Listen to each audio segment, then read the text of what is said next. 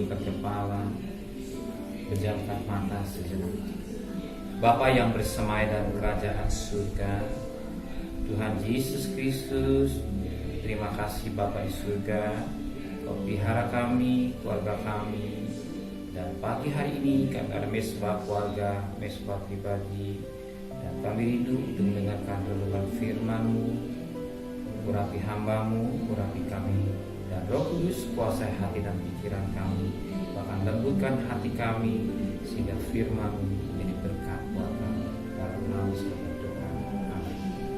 Shalom, selamat pagi, selamat bertemu dalam kasih Tuhan Yesus Kristus. Hari ini kita akan membaca Mazmur 96 ayat pertama sampai ayat yang ke-13. Mazmur 96 ayat pertama sampai 13. Allah Tuhan dan Hakim seluruh dunia.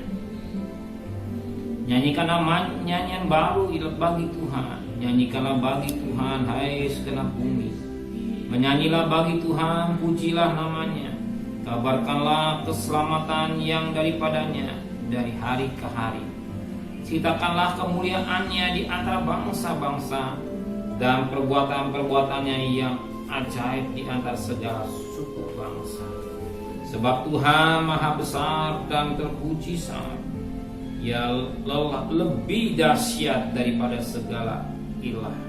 Sebab segala ilah bangsa-bangsa adalah hampa, tetapi Tuhanlah yang menjadikan langit. Keagungan dan semarak ada di hadapannya. Kekuatan dan kehormatan ada di tempat kudusnya. Kepada Tuhan hai suku-suku bangsa, kepada Tuhan sajalah kemuliaan dan kekuatan. Berilah kepada Tuhan kemuliaan namanya, bawalah persembahan dan masuklah ke pelatarannya.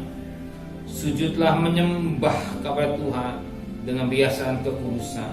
Gemetarlah di hadapannya, hai segenap bumi. Katakanlah di antara bangsa-bangsa, Tuhan itu Raja. Sungguh tegap dunia tidak goyang. Ia akan mengadili bangsa-bangsa dalam kebenaran. Biar langit bersukacita dan bumi bersorak-sorak. Biar gemuruh laut serta isinya. Biar beria-ria padang dan segala yang di atasnya. Maka segala pohon di hutan bersorak-sorai di hadapan Tuhan, sebab Ia datang untuk menghakimi bumi. Ia akan menghakimi dunia dengan keadilan dan bangsa-bangsa dengan kesetiaan. Perhatikan dari ayat pertama sampai ayat yang ke-13. Kita perhatikan berkat firman Tuhan pada ayat 13. Di hadapan Tuhan, sebab Tuhan datang, sebab Ia datang untuk menghakimi. Ia akan menghakimi dunia dengan keadilan dan bangsa-bangsa dengan kesetiaan. Dikatakan firman, di hadapan Tuhan Ia akan datang. Ia akan datang menghakimi bumi. Firman Tuhan katakan Dia akan datang untuk menghakimi bumi. Kalau pada Dia akan datang, ya masih datang. Sebagaimana kita perhatikan Wahyu pasal yang ke-22. Wahyu pasal 22 ayat yang 20. Ia yang memberi kesaksian tentang semuanya berfirman, ya aku datang segera, amin, datanglah Tuhan Yesus. Berarti Dia akan datang. Hanya satunya belum digenapi, itulah kedatangannya. Kelahirannya sudah digenapi, kematian sudah digenapi, penderitaannya sudah digenapi, kebangkitannya sudah digenapi, naik ke surga sudah digenapi, pencurahan Roh Kudus sudah digenapi. Belum digenapi itulah kedatangannya. Dia akan datang. Dia akan datang. Dia akan datang untuk menghakimi dunia ini. Kita lihat sebelum Dia datang pasti ada tanda-tanda. Mengapa kita harus perhatikan tanda? Kita jujur seorang pejabat datang, apalagi presiden datang suatu daerah, begitu datang, tempat itu sudah rapi, kampung itu dicat, disiapkan untuk menyambutnya. Anda tahu akan datang orang nomor 1 Indonesia. Demikian juga tanda-tandanya kita akan ngerti, oh, akan datang seorang presiden. Demikian juga tanda-tandanya kedatangan Tuhan, kita harus peka. Kita harus peka, sebagaimana dalam Mazmur 29. Mazmur 29 ayat pertama sampai ayat selanjutnya. Kepada Tuhan hai penghuni sorga, kepada Tuhan sajalah kemuliaan dan kekuatan. Berilah kepada Tuhan kemuliaan namanya. Sujudlah kepada Tuhan dengan berhiaskan kekudusan. Suara Tuhan di atas air. Suara Tuhan penuh kekuatan. Suara Tuhan mematahkan pohon ara. Suara Tuhan menyemburkan mata nyala api. Suara Tuhan. Peristiwa yang kita lihat sekarang ini, virus corona itu kan, Tuhan ada suara di balik virus ini, ada suara Tuhan. Ada suara Tuhan, gempa bumi, gunung meletus, peperangan. Dengan suara Tuhan untuk apa? Mengingatkan bahwa Dia akan datang. Manusia yang sudah jahat, yang jahat semakin jahat, yang najis semakin najis. Melalui peristiwa ini menunjukkan suara Tuhan. Kita lihat keadaan Tuhan. Saya tidak tahu kapan selesai. Kapan selesainya saya nggak tahu. Ya, kalau saya merenungkan peristiwa yang terjadi pada zaman Nuh,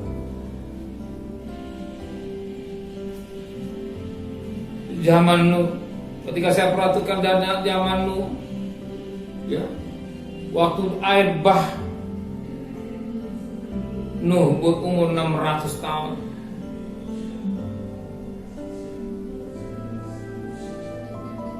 Waktu air bah, Nuh pasal 7,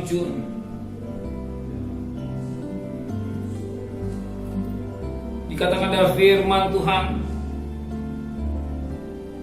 Nuh pasal 7 ayat yang ke-11, pada waktu umur Nuh 600 tahun, pada bulan yang kedua, pada hari yang ke-17 itu, pada hari itulah terbelah segala mata air yang samudra raya yang dahsyat, dan terbukalah tikap-tikap di langit.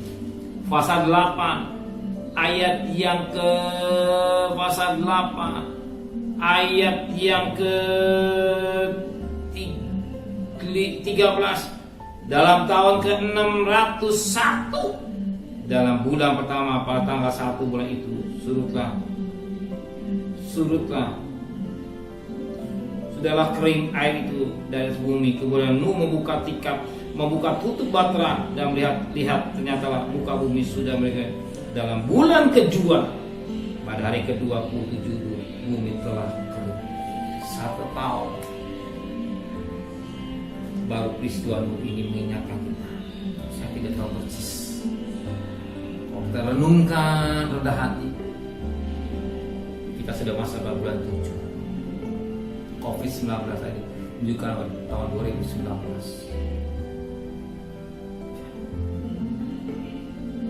Tuhan izinkan Desember bisa selesai.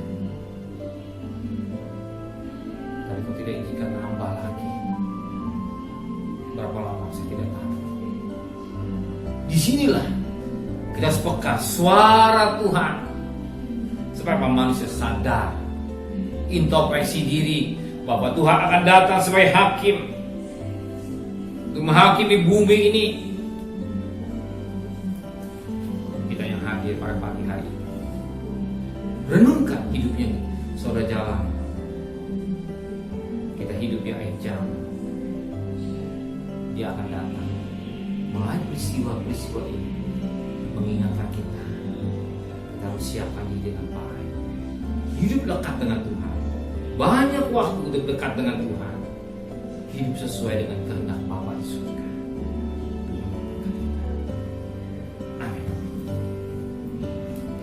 Tiada kata yang manis selain ucapan syukur dan terima kasih kepada Bapa di surga.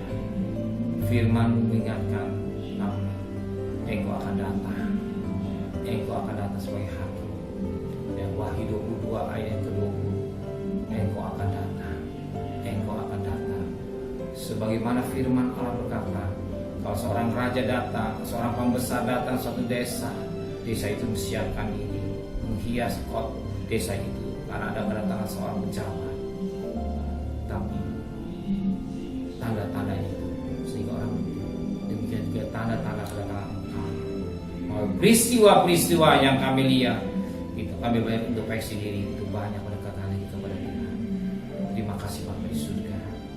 Engkau mengenal hati kami, Engkau tahu kebutuhan kami, dan sebentar kami mau bekerja, kami mau berdagang Tuhan, sertai perjalanan kami. Pergi dengan selamat, pulang dengan selamat, dan membawa berkat, dan kembalikan kami dari sore atau siang dan tubuh yang sehat, dan kembalikan kami pada besok pagi dan tubuh yang sehat dan mencari Engkau kembali Tuhan. Terima kasih Bapa.